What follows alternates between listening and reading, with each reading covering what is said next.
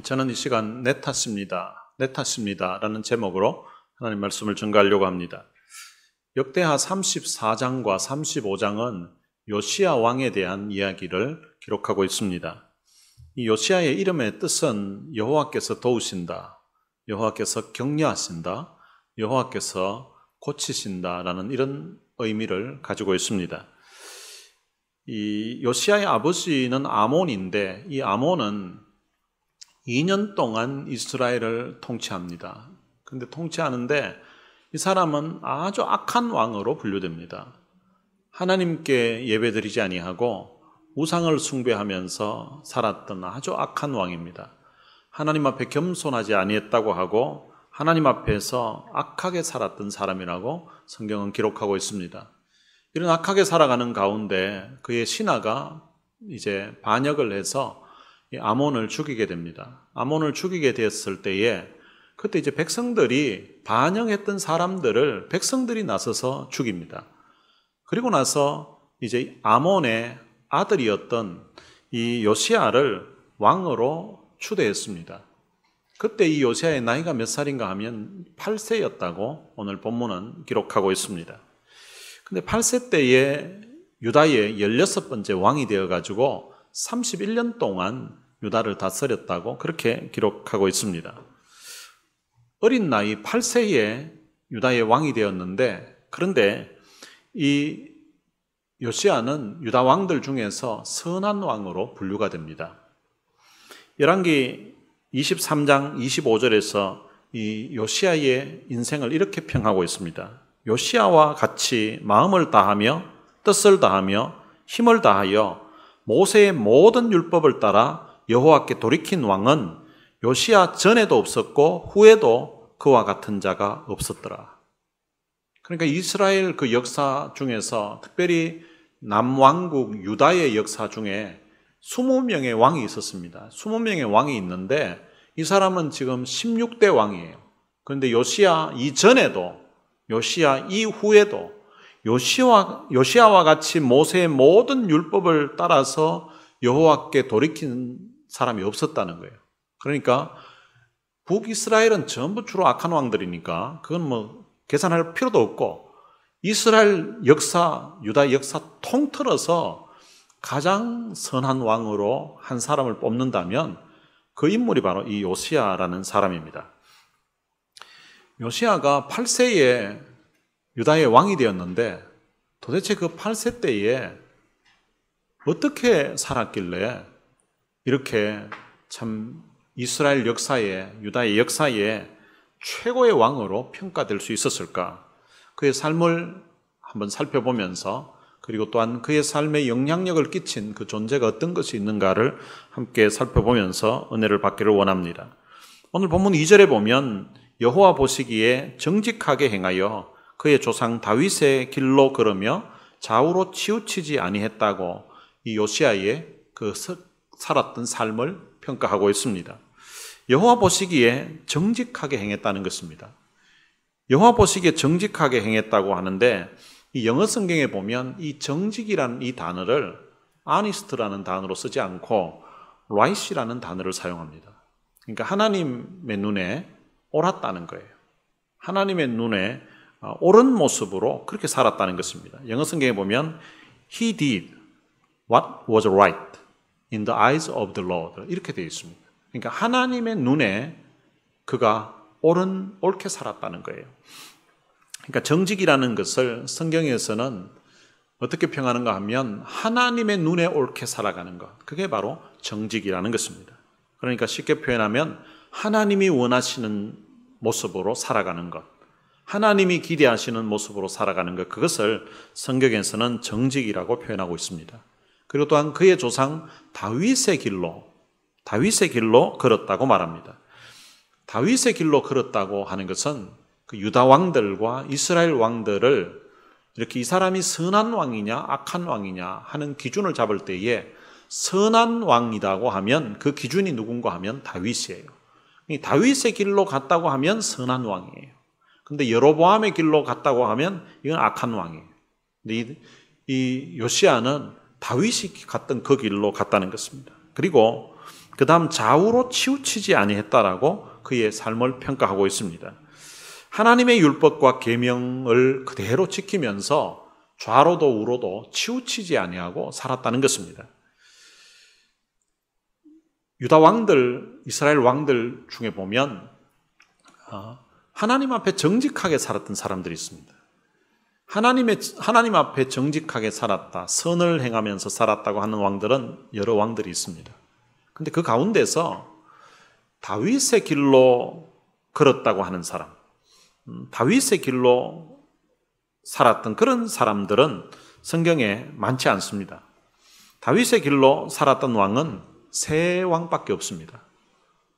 여호사밧 왕과 그리고 히스기야, 그리고 오늘 본문에 나오는 이 요시야 왕입니다. 이 세 왕이 다윗의 길로 걸었다는 것입니다. 근데 그 가운데서 그 다음 표현은 좌우로 치우치지 아니했다고 합니다. 유다 왕들 중에서 좌우로 치우치지 아니했다고 이렇게 표현하는 왕은 요시야 한 사람밖에 없습니다. 이 사람은 많은 선한 왕들 가운데서 분류되어서 하나님 앞에 정직하게 살았고, 그리고 또한 그 중에서 또 다윗의 길로 그렇게 걸었던 사람, 그 세 사람 중에 속하고, 또 그는 좌우로 치우치지 아니했던 사람으로 이렇게 분류되고 있습니다. 그럼 어떻게 8살짜리가, 우리로 생각해 보면 이제 초등학교 1학년, 2학년 그런 나이예요. 그런 나이에 왕이 되었는데 어떻게 이렇게 하나님 앞에 정직하게 살 것을 마음에 다짐하고, 그리고 나는 다윗 왕처럼 그렇게 살겠다고, 다윗이 갔던 그 길로 가겠다고 결단하고, 그리고 나는 좌우로 치우치지 않겠다고 그렇게 하고 살았을까? 도대체 무엇이 그에게 이렇게 살도록 영향을 줬을까? 두 가지가 있다고 볼 수 있습니다. 첫 번째는 그의 어머니라고 할 수 있습니다. 열왕기 하에 보면 그의 어머니가 누구인지 기록하고 있습니다. 그의 어머니의 이름이 여디다입니다. 여디다. 열왕기서에 보면 이 왕들의 이름을, 그들의 했던 일을 기록하기 이전에 그 앞에 그의 어머니가 누구인지를 이야기합니다. 악한 왕도 그 어머니가 누구인지 이야기하고, 선한 왕도 그의 어머니가 누구인지를 이야기합니다. 이 여디다 뜻이 무엇인가 하면 하나님의 사랑을 입은 자라는 뜻입니다. 여디다가 이게 여자 이름인데요, 이것이 남자 이름이 있습니다. 남자 이름으로 남성형으로 바꾸면은 여디디아입니다. 여디디아가 누구 이름인가 하면 솔로몬의 이름이에요. 솔로몬이 처음 태어났을 때에 그때 붙여진 이름이 여디디아입니다. 여디디아 이름의 뜻이 바로 하나님의 사랑을 받은 자입니다. 그럼 솔로몬 하면 얼마나 하나님의 사랑을 많이 받은 사람입니까? 바로 그런 하나님의 사랑을 받은 자. 구약 성경에 나오는 대부분의 인물들이 보면 그 이름 뜻을 보면 그 사람의 인생을 거의 알 수 있습니다. 아마 이 요시야의 어머니도 어떻게 살았는지 잘은 모릅니다.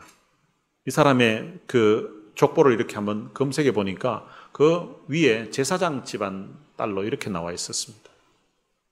아마 그 제사장 집안에서 아마 그 아버지의 어떤 신앙을 따라서 하나님의 그 사랑을 많이 입으면서 그렇게 살다가 이제 왕후가 되었던 것 같아요. 근데 왕후가 되었는데 남편은 아주 악하게 살았습니다. 그런데 그 사이에 이제 자식이 하나 태어났는데 그게 바로 요시야입니다. 이 요시야는 자기가 8살 때 아버지가 암살당해서 죽게 됩니다.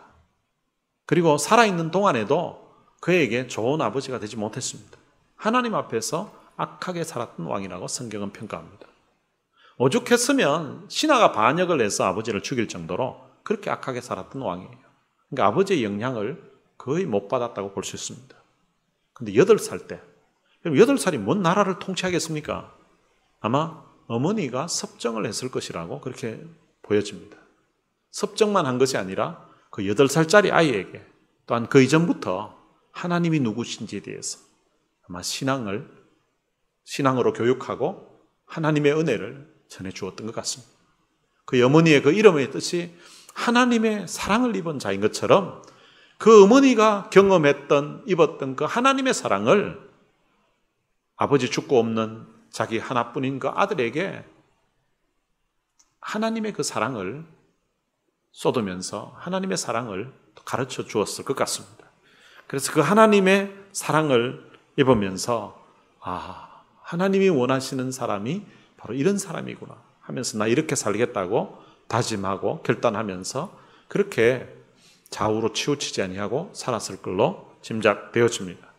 그리고 이제 성인이 되어가면서 그가 어머니를 통하여서 배웠던 그 말씀뿐만 아니라 이제 26살 때에 성전 수리를 하다가 율법책을 발견하게 됩니다. 그 율법책, 하나님의 말씀을 그가 들으면서 그의 삶의 변화가 일어나기 시작합니다. 대제사장이 율법책을 성전 수리하는 가운데 발견했다가 그것을 이제 서기관 사반이라는 사람에게 줍니다. 그래서 왕에게 들려주라고 합니다. 서기관 사반이 와서 성전에서 발견했던 그 율법책을 읽어줬습니다. 읽어줬을 때에 이때 요시야의 반응이 어떻게 나오는가 하면 이 요시야가 그 말씀을 들으면서 자기 옷을 찢었다라고 합니다. 유대인들이 옷을 찢을 때는 사실은 자기 몸을 찢는 그런 의미를 가지고 있습니다. 하나님 앞에 자기를 속죄하는 그런 마음으로 마치 그 짐승이 속죄물로 대신 죽는 것처럼 자기가 이런 죽어야 되는 그런 죄인이라는 것을 고백하면서 하는 행위, 그것을 이제 자기 옷을 찢는 거예요. 다른 말로 표현하면 자기 마음을 찢는 것과 같은 그런 행위, 그것이 바로 옷을 찢는 것입니다. 옷을 찢을 뿐만 아니라 그 마음이 연약해서, 27절에 보면 마음이 연약해서라고 표현되어 있는데 그것을 세번역에서는 마음에 느낀 바 있어서 이렇게 되어 있습니다. 그 율법의 말씀을 들으면서, 하나님 말씀을 들으면서 마음에 느낀 바가 있었다는 것입니다. 우리가 이렇게 말씀을 들을 때에도 어떤 사람은 마음에 느끼는 바가 있을 때가 있습니다. 마음에 뭔가 깨달아지고 마음에 느끼는 바가 있는 경우가 있고, 어떤 사람은 그냥 잠만 오고 아무 생각이 없는 그런 경우도 있는데, 그런데 말씀을 들을 때에 마음에 느낀 바가 있었다는 거예요. 느낀 바가 있어가지고 어떤 반응을 보였는가 하면 그가 겸손하여 이렇게 되어 있습니다. 말씀을 들을 때에 느낀 바가 있으면서 이 요시야가 겸손했다는 것입니다. 어떤 때는 말씀을 들으면서 아주 교만해질 때가 있습니다. 그런데 이 요시야는 말씀을 들으면서 겸손하였다는 것입니다. 그리고 자기 옷을 찢었다는 것입니다. 그리고 난 다음에 그가 통곡하였다고 말합니다. 통곡했다는 말은 자기 잘못을 느낄 때에 그렇게 하는 행위가 통곡입니다. 그리고 나서 그가 하는 일이 있는데, 바로 우리가 이렇게 참 비참하게 되고 앞으로 망하게 될 이런 상황이 우리가 하나님을 저버리고 우상 숭배했기 때문에 이렇다는 것을 깨닫게 됩니다. 그래서 그 나라에 있는 우상들을 다 제거합니다. 우상들을 제거하고 나라에 있는 그런 무당, 점쟁이, 그리고 다른 우상들에게 제사 드리던 그런 제사장들, 이런 사람들을 다 없앱니다. 심지어는 바알이나 아세라에게 제사 드리던 그런 제사장들, 그런 사람들 무덤까지 파가지고 뼈를 끄집어내가지고 불살라서 불사르는 그런 행위를 합니다. 그러니까 철저하게 우상들을 다 그 나라에서 제거하는 그런 일을 하게 됩니다. 그리고 그 말씀을 깨달으면서 또 한 일이 있는데 무엇인가 하면 유월절을 지키게 됩니다. 유월절을 지킨다는 것은 이스라엘 백성들에게는 아주 특별한 의미가 있습니다. 유월절을 지킨다는 것은 이스라엘 백성들을 애굽 땅 그 종되었던 그 비참한 상황 가운데서 구원해 주셨던 하나님이 하셨던 그 일과, 그리고 하나님이 하셨던 그 일을 통하여서 그들 조상, 그리고 또한 그들이 받았던 그 은혜를 기억한다는 말이에요. 그래서 그 유월절을 지키게 됩니다. 그 유월절을 지키게 되는데, 그 유월절을 지킨 그것이 사사가 이스라엘을 다스리던 때부터, 그리고 이스라엘 그 여러 왕들의 시대와 유다 왕들의 시대에 이렇게까지 유월절을 지킨 예가 없었다라고 말합니다. 지난번에 히스기야도 그 솔로몬 이후로 유월절을 그렇게 크게 한 것은 처음이었다고 했거든요. 그런데 이 요시야는 사사시대 때부터 유다 역사를 통틀어서 이렇게 성대하게 한 일이 없다는 거예요. 요시야가 하나님의 말씀을 알게 되면서 그 하나님의 말씀에 기록된 그대로, 언약의 책에 기록된 대로 그가 유월절을 그렇게 지켰다는 것입니다. 그러면 우리가 이 요시야의 이 모습을 보면서 그 어머니의 그 신앙이, 또 넓게 표현하면 그 부모님의 그 신앙이 얼마나 중요한지를 우리가 알 수 있고요. 그리고 또한 이 말씀이 얼마나 그 삶에 영향력을 주는지를 알 수가 있습니다. 기독교 역사를 보아도 이 말씀의 영향력이 얼마나 큰가를 알 수 있습니다. 초대교회 때에는 많은 박해가 있었습니다. 그런 박해가 있었지만 그때에는 사도들이 있었고, 그리고 또한 사도들 이후에는 사도들에게 가르침을 받았던 그 제자들, 그런 제자들을 통하여서 이제 말씀이 그 환난 가운데 있는, 핍박 가운데 있는 사람들에게 전해졌습니다. 초대교회 때는 그 신앙의 순수함을 유지하고 그렇게 살았습니다. 근데 이 교회가 역사를 보면 중세기로 들어오면서 이제 로마의 국교가 기독교로 바뀌게 됩니다. 그러면서 이제 모든 나라 백성들이 다 이제 기독교인인 것처럼 그렇게 이제 살아갑니다. 외형적으로 보면 교회 숫자가 많아지고 교회 건물은 커지고, 그리고 교회는 마치 세금을 거두들이듯이 엄청난 돈이 들어와서 숫자와 재정적으로 아주 부흥한 것처럼 그렇게 보입니다. 그런데 그때부터 교회는 타락하기 시작했습니다. 타락하게 된 아주 중요한 이유가 있다면 중세시대 때는 말씀이 사라졌습니다. 중세시대 때는 평신도들은 성경을 소지하지 못하도록, 그리고 성경을 읽지 못하도록 했습니다. 그러니까 평신도들은 교회에 와도 또 신앙생활을 해도 성경이 어떤 내용이 있는지를 그들은 본 적도 없고 볼 수도 없었습니다. 왜냐하면 이 구천주교에서 보면 이것 성경을 보는 것을 금했기 때문입니다. 성경 보는 것을 금하게 되고 하나님의 말씀이 이제 안 계시게 되니까, 말씀이 있었다면 그 자리에 예수 그리스도가 계실 것이고 하나님이 계실 건데, 그들이 빠지고 나가고 나니까 이제 교회 안에는 이제 마리아 상이 들어서게 되고, 그리고 사도들 어떤 상이 들어서게 되고, 위대한 성인의 어떤 그런 동상들이 서게 되고, 그리고 그 성당에 있는 유럽 마을에 보면 그 마을의 축제일이 그 지역에 있었던 이제 유명한 성인들, 그들이 돌아가신 날, 그들의 생일날, 이런 기일들이 그 마을의 축제일로 자리를 잡게 되었습니다. 성도들이 말씀을 모르니까 교회에서 이제 어떤 이야기를 해도 이제 그것이 그냥 하나님의 뜻이구나 이렇게 생각하고 말씀에 대해서 알지를 못하는 것입니다. 그러다 보니까 나중에 이제 최종적으로는 이제 가장 부패했을 때는 교회에서 이제 면죄부를 팔게 됩니다. 면죄부를 파는 그런 행위를 하게 되고, 또 사람들이 무지하니까 저것을 사면 천국에 갈 수 있구나, 저것을 사면 먼저 죽었던 우리 부모님도 우리 조상들까지라도 갈 수 있구나, 이래가지고 면죄부를 사는 그런 일들이 벌어지게 되었던 것입니다. 그럼 말씀이 없게 되면 기준이 없어집니다. 기준이 없다 보니까 좌우로 치우치게 되는 것입니다.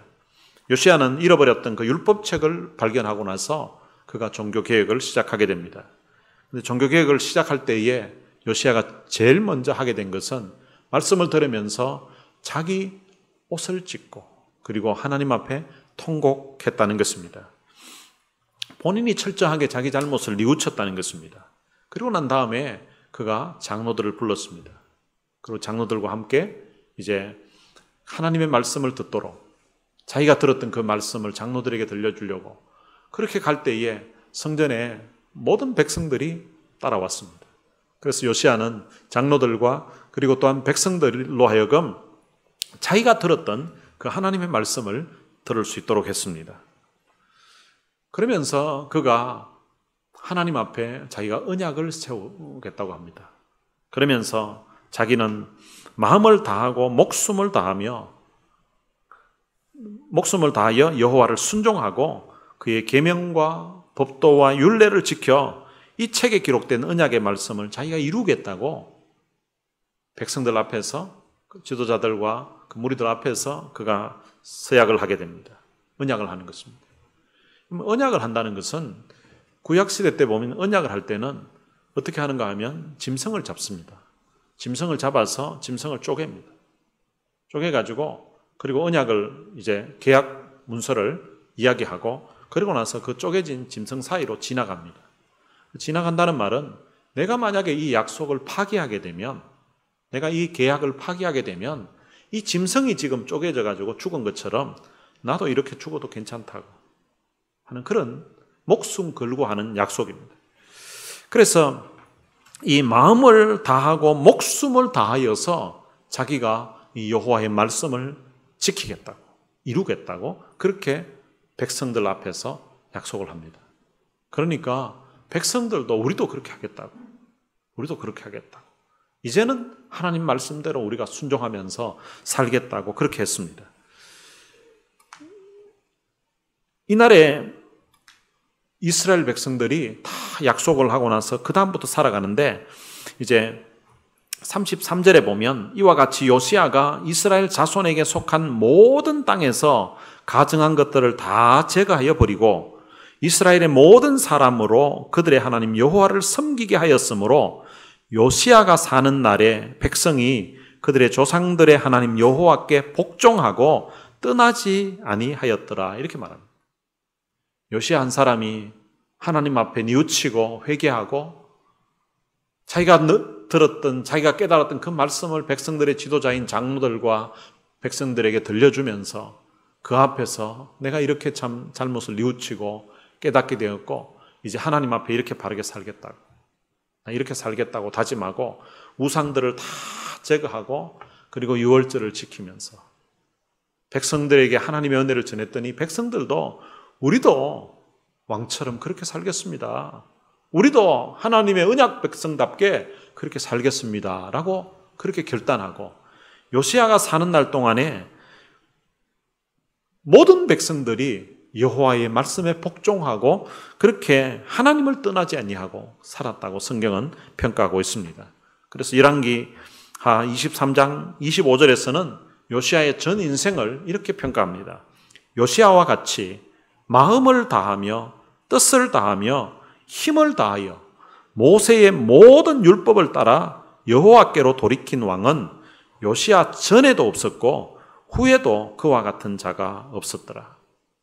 유다의 역사를 통틀어서 요시야 전에도 후에도 이렇게 자기 마음 다하여서 목숨 다하여서 힘 다하여서 하나님을 사랑하고 섬겼던 왕이 없었다라고 그렇게 평가하고 있습니다. 그러면 이 요시야는 모든 면에서 그러면 완벽하게 살았는가? 그렇지는 않습니다. 그가 39살의 나이에 치명적인 잘못을 범하게 됩니다. 어떤 일이 있었는가 하면 애굽 왕 느보라는 사람이 아수르를 치러 이제 가게 됩니다. 치러 가는데 이 요시야가 그 아수르 치러 가는 애굽 왕의 길을 막게 됩니다. 길을 막으니까 그 애굽 왕이 이야기를 합니다. 난 너하고 지금 상관이 없다. 내가 너와 싸우려고 하는 게 아니다고. 나는 지금 하나님의 명을 받아서 하나님이 내게 말씀하셔서 저 지금 아수르를 치러 가는 거라고. 그러니까 비키라고 하니까. 근데 비키라고 하는데 무슨 배짱으로 하는지 이 요시야가 안 비킵니다. 그 가는 길을 계속 막습니다. 결국은 거기에서 죽게 됩니다. 애굽 왕이 분명히 이야기합니다. 하나님이 내게 말씀하셔서 하나님이 시켜서 내가 가는 길이라고. 내가 가는 길을 막지 마라고 이야기합니다. 그렇다면 이 요시야도 정말 하나님을 사랑하는 사람인데 하나님의 뜻이라고 이야기하면서 하면 받아들여야 될 것 같았는데 그것도 자기를 지금 치러 오는 게 아니라고 하거든요. 자기는 그냥 길만 비켜주면 돼요. 아니 가는 길 막지만 않으면 돼요. 어떻게 보면 애굽도 강대국이고 아수르도 강대국이에요. 거기에 비하면 유다는 아주 적은 나라입니다. 이 두 강대국이 싸우면요. 옆에 작은 나라는 잘 눈치 보다가 득볼 수도 있어요. 싸울 때에 중간에 이래 정치적으로 봐도 이래 덕을 볼 수 있는 그런 상황일 것 같은데 그 가는 길을 자기가 막은 거예요. 근데 막지 말라고 또 이야기를 하는데 그게 하나님이 시켜서 하는 일이라고 하는데도 막습니다. 그러면은 이 요시야가 한번 좀 생각해 봤어야 될 건데, 그런데 자존심이 걸린 문제인지 그걸 막았습니다. 그걸 왜 막았냐고 천국 가면 한번 물어보고 싶습니다. 괜히 그 나섰다가 죽게 되거든요. 힘도 없는 게 그냥 나섰다가 그냥 거기서 죽습니다. 요시야가 이런 참 큰 실수도 있었지만, 그러나 그 전 인생을 성경은 평가하기를 요시야 같은 왕이 없었다는 것입니다. 그의 전에도 후에도 이처럼 하나님을 사랑하고 자기 혼맘 다해서 목숨 걸고 하나님의 말씀대로 살려고 했던 이런 사람이 없었다라고 성경은 평가하고 있습니다. 그의 이후에 이제 곧 이 유다는 망하게 됩니다. 근데 망하게 되고, 그리고 이제 바벨론에 유다 백성들이 포로로 잡혀갑니다. 근데 포로로 잡혀갔을 그때에 백성들이 자기 잘못을 뉘우치게 됩니다. 우리가 하나님 앞에 범죄하고 우상 숭배하고 이렇게 하다가 결국 나라가 망했구나. 그러면서 거기에서 이제는 하나님 말씀대로 살아야 되겠다. 하나님 뜻대로 살아야 되겠다. 백성들이 그 바벨론에서 다짐하게 됩니다. 말씀으로 그 고난 중에 이제 회복되는 삶을 살게 됩니다. 그렇게 말씀을 사모하게 되고 하나님을 찾게 되었던 그 이유가 무엇일까? 바로 요시야 때에 온 나라 백성들로 하여금 전적으로 하나님을 섬기도록 그렇게 만들어 놓았기 때문에, 그 후에 잠시 타락하고 우상 숭배하고 했었지만 고난이 찾아오면서 다시 요시야 시대 때 그때 깨달았던 그 하나님의 말씀, 그 하나님의 은혜를 생각하고 백성들이 하나님께로 돌이켰다고 그렇게 학자들이 보고 있습니다. 오늘 저는 이 요시야의 이 생애를 보면서 어쩌면 이 요시야는 8살 때에 왕이 되고 나서 자기가 봤던 그 세상은 온갖 우상들로 가득 차 있었을 것입니다. 그의 아버지는 하나님 앞에 정말 악하게 살면서 우상을 숭배했고, 그의 할아버지가 므낫세인데요. 므낫세가 끝에 잠시 이제 바벨론 포로로 잡혀갔다가 돌이키고 하나님 앞에 참 바르게 살지만, 이 므낫세의 전생애 동안 오랜 기간을 온 나라에 악하게 살면서 우상 숭배하도록 만들어 놓았습니다. 그래서 이 요시야가 태어났을 때에는 그의 아버지와 그의 할아버지가 세워놓았던 그런 우상들이 온 나라에 가득할 때였습니다. 온 나라가 우상 숭배하는 그것이 그 시대의 어떤 문화고 그 시대의 어떤 대세로 그렇게 알려져 있었습니다. 그런데 그의 어머니가 전해주었던 그 하나님의 사랑, 그 하나님의 은혜, 그것을 마음에 깨닫게 되면서 하나님 앞에 믿음으로 바르게 살려고 다짐을 하고 결단을 합니다. 그러면서 또 율법책을 발견하게 되면서 그 말씀 들으면서 마음에 뉘우치고 깨달아지고, 이건 내 탓입니다. 이건 내 탓입니다. 나 때문입니다. 하는 그게 너무 커서 자기 옷을 찢고 통곡하면서 울었습니다. 그리고 깨달았던 그 말씀을 장로들을 불러서 내가 이런 걸 깨닫게 됐습니다. 내가 나라를 왕으로서 잘못 다스렸던 것 같습니다. 하나님 말씀을 깨닫고 보니까 잘못 살았던 것 같습니다. 그러니까 그 장로들도 우리도 잘못 살았습니다. 우리도 왕을 제대로 잘 섬기지 못했습니다. 그래서 백성들 다 모으고 자기가 깨달았던 그 말씀을 듣게끔 합니다. 그렇게 해서 백성들도 다 돌아옵니다. 그래서 모든 백성이 다 돌아오게 되고 온 나라의 모든 우상들을 다 제거했다고, 그리고 모든 백성들이 하나님을 떠나지 아니했다고 그렇게 말씀하고 있습니다. 요르단에서 이스라엘로 들어가는 곳에 보면 느보산이 있습니다. 그 느보산에서 이제 얼마 떨어져 있지 않는 곳에 마다바라는 곳이 있는데요. 거기에 그리스 정교회가 하나 있다고 합니다. 그 교회 안에 그림이 하나 있는데요. 그림이 하나 있는데 그 그림에는 이스라엘 지도가 있대요. 이스라엘 지도 중에서도 특별히 그 이스라엘 지도에 보면 사해가 있습니다. 사해가 있고 그리고 사해로 들어오는 그 강이 있는데 그게 요단 강이에요. 그 강물이 막 이렇게 파란 물이 있는데 거기에 물고기가 2마리 있다고 합니다. 한 물고기는 사해 바다에서 이제 반대편으로 막 이렇게 물살을 거슬러서 올라가고 있는 그림이고요. 그리고 또 한 물고기는 이제 사해 바다로 그냥 내려가고 있는 그런 물고기 그림이라고 합니다. 그게 이제 어떤 의미로 해석하는 그림인가 하면 지금 사해 바다에서 위쪽으로 올라가는 반대쪽으로 올라가는 그 물고기는 사해 바다에 잠시 들어갔다가 나온 거예요. 들어가 보니까 도저히 살 수가 없는 거예요. 거기 있다가는 죽겠는 거예요.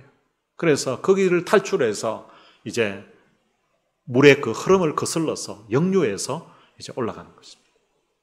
그런데 한 물고기는 그 상황을 모르고 그냥 물의 흐름을 따라서 그냥 내려가고.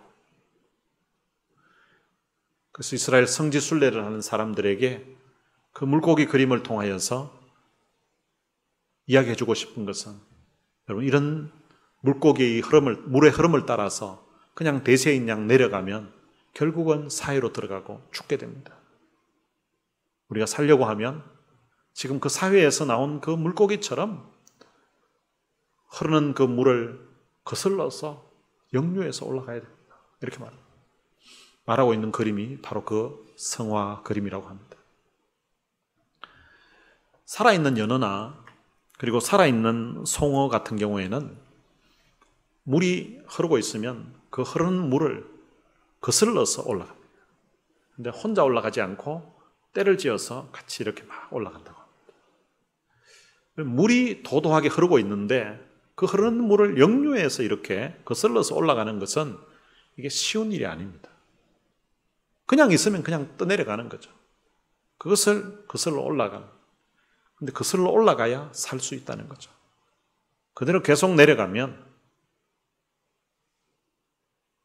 내에서만 살아가는 그 물고기는 계속 내려가다 보면 강으로 바다로 들어가서 죽게 되는 거고요.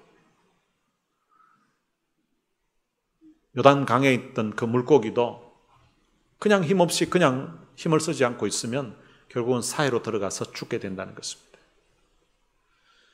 어떻게 보면 이 요시야의 인생은 온 세상이 다 우상 숭배하면서 이제 세상의 흐름 따라 바알과 아세라를 섬기면서 우상 숭배하는 그런 시대의 흐름에서 8살 때 어머니가 전해줬던 그 하나님의 사랑, 그 하나님의 은혜를 깨닫게 되면서 그가 세상을 이제 거슬러서 그 시대의 어떤 문화처럼 느껴졌던 그 도도한 우상 숭배의 그 물결을 역류해서 올라가는 거예요.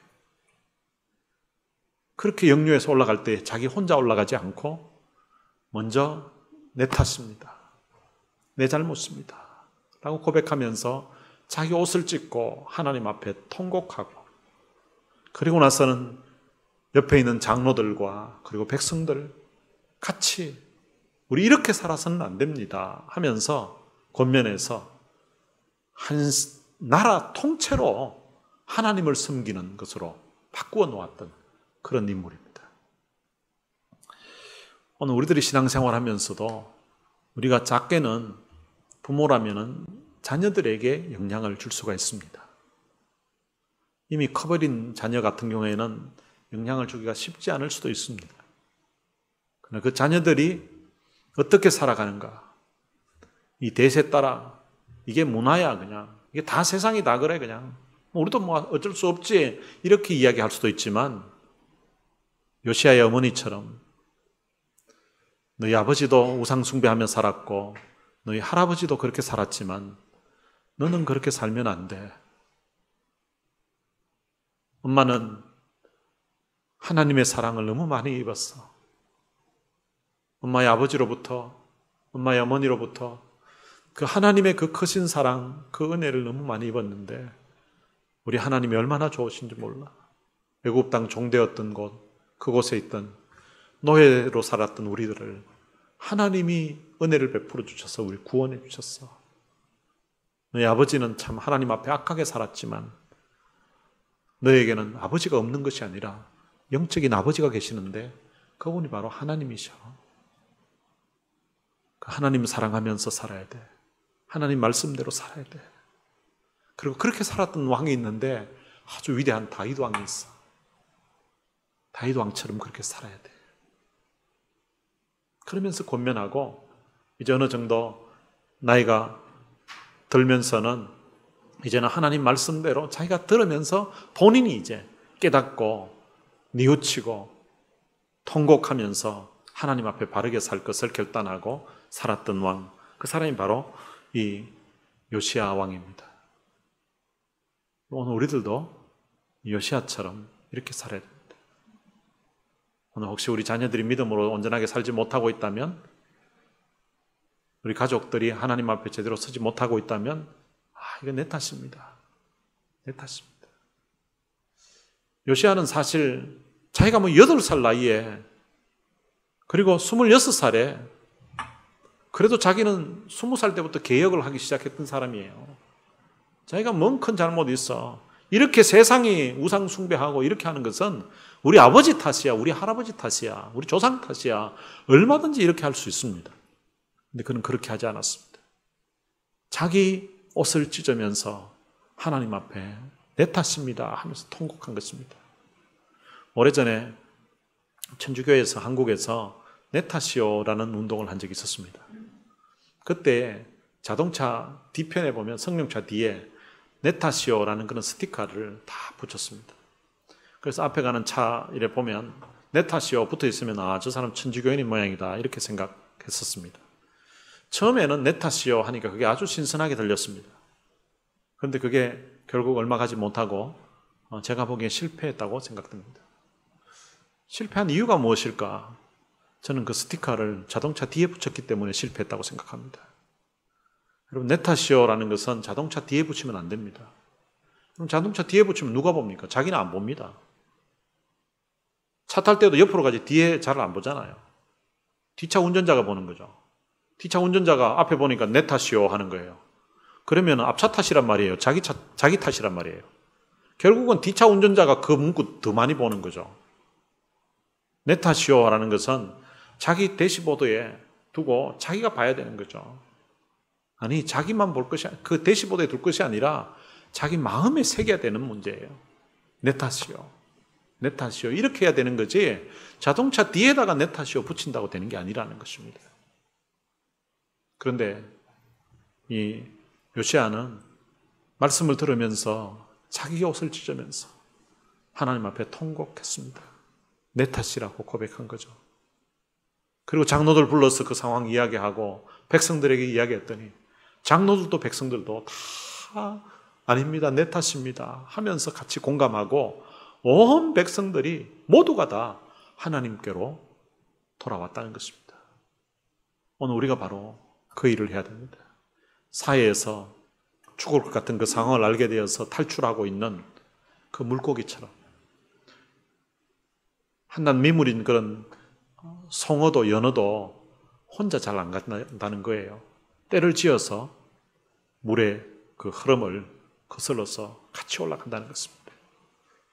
여러분, 주변에 가까운 사람, 하나님이 원하는 모습으로 살지 않는 그런 사람이 있으면 내 탓이요 하면서 하나님 앞에 참 뉘우치고 회개하고, 그리고 돌이키면서 내 가까운 그런 사람들도 하나님 앞에 바로 믿음으로 살 수 있도록 권면하고 또 위에서 기도하고 해서 요시야 한 사람을 통하여서 온 유다가, 아니 온 북이스라엘까지 하나님 앞에 돌아오는 그런 역사가 있었던 것처럼 오늘 여러분 한 사람 한 사람들이 내 탓이요 라고 하나님 앞에 뉘우치고 회개하고 돌이키고 하나님 앞에 결단함으로 통하여서 우리 교회가, 그리고 여러분들의 가정이, 여러분들의 주변에 있는 사람들이 함께 하나님께로 돌이켜서 이 세상의 어떤 흐름을 쫓아 살아가는 것이 아니라 하나님이 기대하시는, 하나님이 원하시는 모습으로 살아가게 되는 그런 거룩한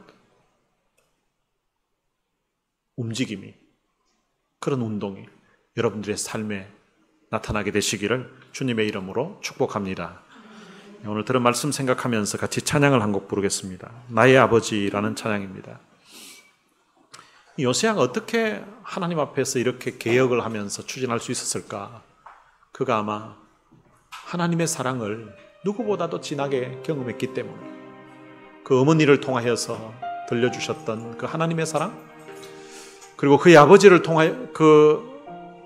통하여서는 받지 못했지만 영적인 아버지 되신 그 하나님의 사랑을 그의 삶 가운데서 경험하게 되고, 또 율법을, 하나님의 말씀을 그가 깨닫게 되면서 하나님의 그 마음이 어떤지를, 하나님의 그 은혜가 어떤지를 깨닫게 되면서 그가 이렇게 종교 개혁을 하는 일을 추진할 수 있었다고 생각됩니다.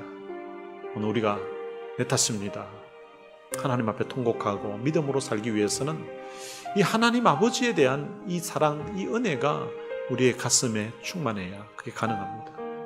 그냥 급박한다고, 그냥 급준다고 신앙생활을 할 수 있는 것이 아닙니다. 오늘 여러분들의 심령에 요시야가 그의 어머니를 통하여서 전해 들었을 것 같은 그 하나님 아버지, 육신의 아버지는 돌아가시고 없었지만 그 하나님 아버지에 대한 그 진한 사랑이 그 가슴에 있었을 것처럼 오늘 여러분들의 가슴에도 바로 이 아버지 되신 이 하나님의 사랑, 이 하나님의 은혜가 충만하게 되시기를 바랍니다.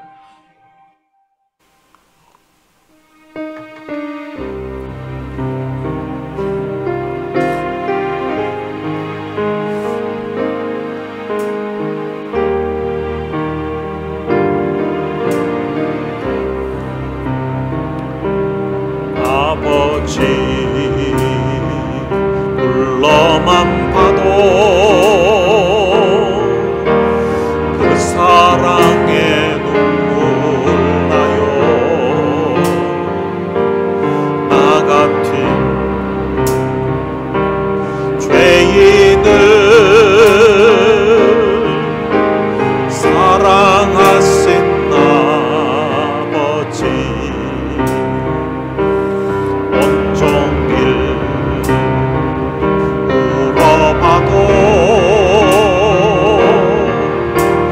감당할 수 없는 그 사랑, 그 크신 사랑을 얻지 말로 표현하니 아버지, 아버지, 먼 깊은 곳에서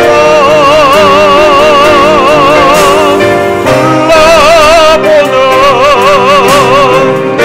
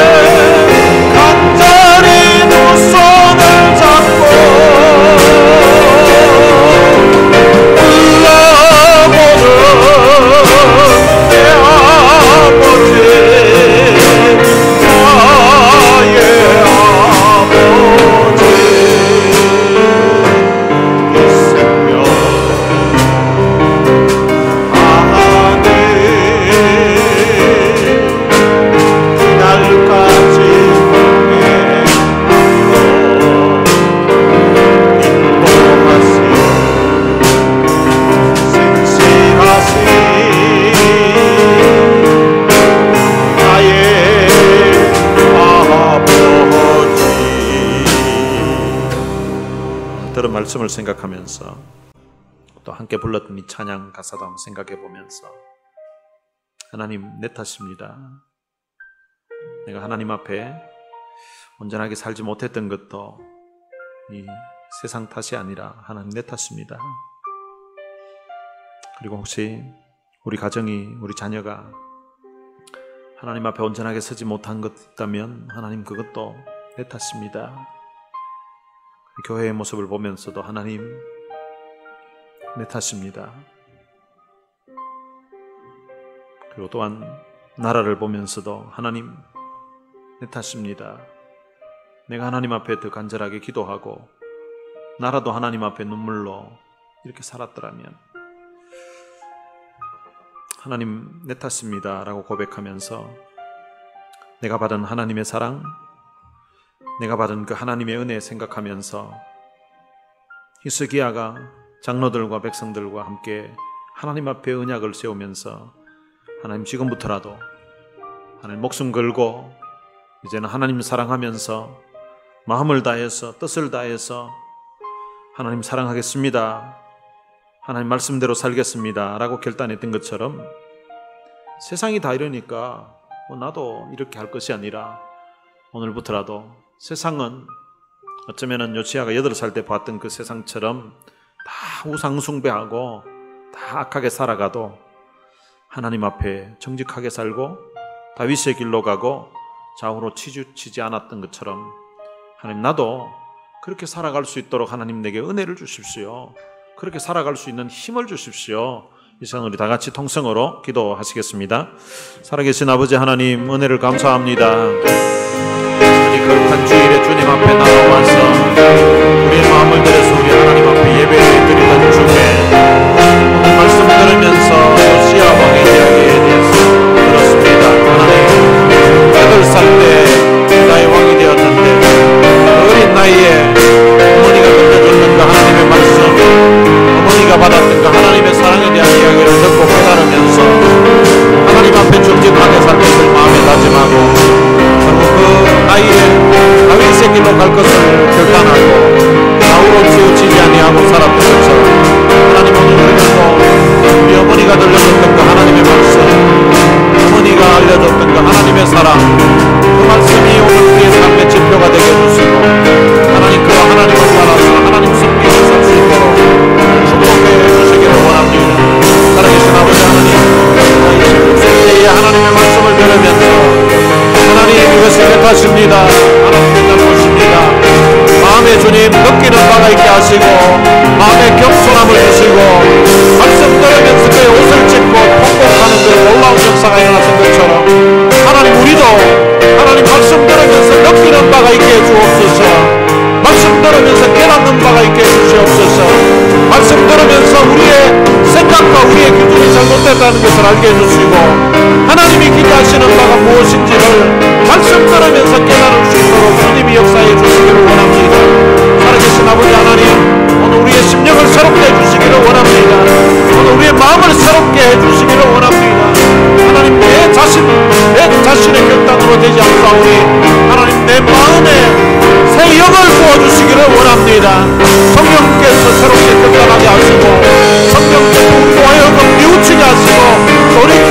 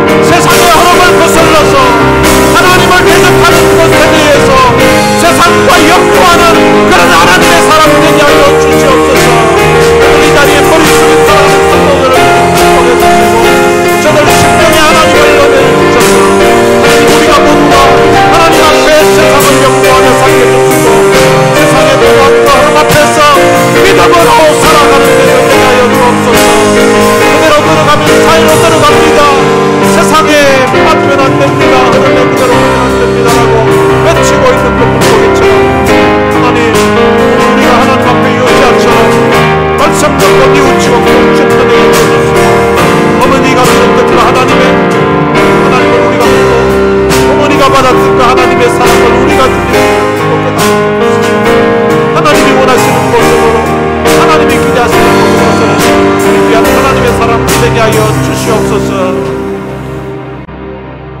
하나님 아버지, 은혜를 감사합니다. 온 세상이 다 하나님을 등지고 하나님의 은혜를 저버리고 우상 숭배하는 것으로 가득 찬 그때에 8살 난 요시야가 어머니가 전해준 그 하나님의 사랑, 하나님의 은혜에 대해서 깨달아가면서 하나님 앞에 믿음으로 살 것을 결단하고 하나님 앞에 정직하게 살고, 그리고 또한 그의 조상 다윗의 길로 행하며, 그리고 하나님의 말씀을 기준으로 삼아서 좌우로 치우치지 아니하고 살았던 것처럼, 오늘 이 말씀을 듣는 우리 사랑하는 모든 성도들이 말씀 들으면서 내 탓입니다, 내 탓입니다, 내가 하나님 앞에 바르게 살지 못했습니다 라는 그런 뉘우침과 회개와 결단의 기도가 있게 해주시고, 주님, 이제부터라도 하나님 앞에 믿음으로 살고 바르게 살고 하나님이 원하시는 모습으로 살 것을 마음에 다짐하는 그런 결단들이 있게 하여 주옵소서.